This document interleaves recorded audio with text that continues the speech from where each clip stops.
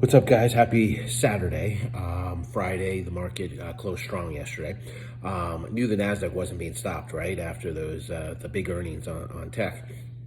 But the Dow felt a little bit left out and got jealous, so it decided to show up to the party just in time for the weekend. So the Nasdaq, the S&P, Dow all closed really strong to end the week.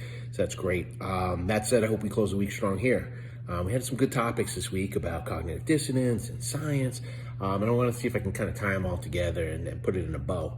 Cognitive dissonance, is having two different conflicting belief, systems or habits or thought processes.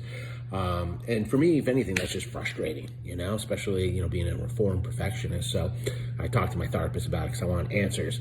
And she would say, remember, doc, two things can be true, which just infuriated me because here I am paying you to play both sides.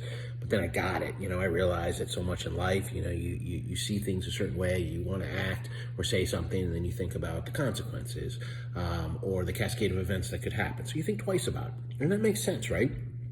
Except nowadays, I feel like everything's so black and white, so absolute, as we said with science. So either good or bad, right or wrong. And it's weird because when you think about that in life, like how many of our friends or family, people we love, are always right or one's always wrong, or whatever this person says is gold and whatever this person says is crap. No, there's tons of gray area in that. We discount that nowadays. We've always been a culture that likes to be like, pick a team, but now we're not just pick a team. It's like, if you're on this team, you have to believe everything that team has to say. And that's dangerous. I don't like that. For me growing up, I had plenty of mentors in the financial field and marketplace, professors, and even politicians or actors or athletes that I looked up to, all along that front, that I disagreed with this, but then I really like that. You can learn so much from so many different types of people, instead of just putting yourself on one team. Absolutely. Look at it like this.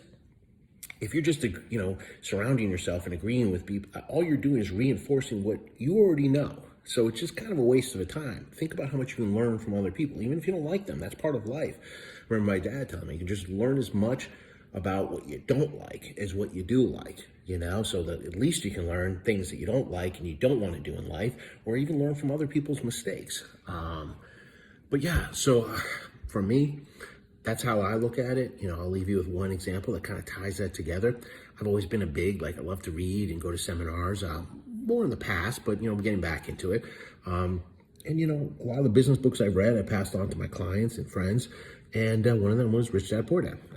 One of the best of all time, right? Kiyosaki, powerful book, life-changing for some of my clients and myself.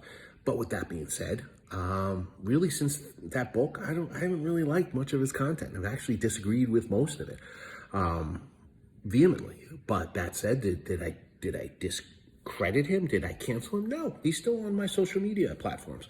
So something came up and on my platform and said, that he had a quote that was saying that people find excuses all the time for their finances and their investments.